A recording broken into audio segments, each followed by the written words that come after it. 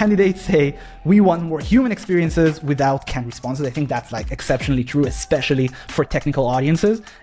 And from the way I see it personally, we've reached like an all-time low when it comes to trust between software engineers and recruiters. And again, it's not because recruiters are doing a bad job.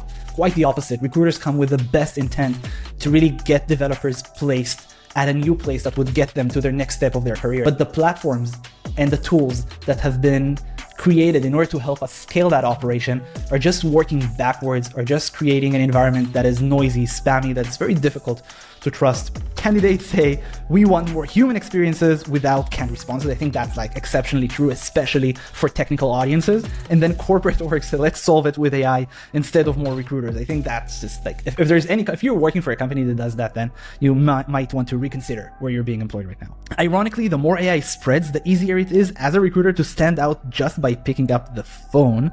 It's just the easier way for recruiters to treat candidates like NPCs, but that's been the trend for the last 10 years, and at least in tech recruiting. I think this is spot on. By the way, this is the symptom, not the problem.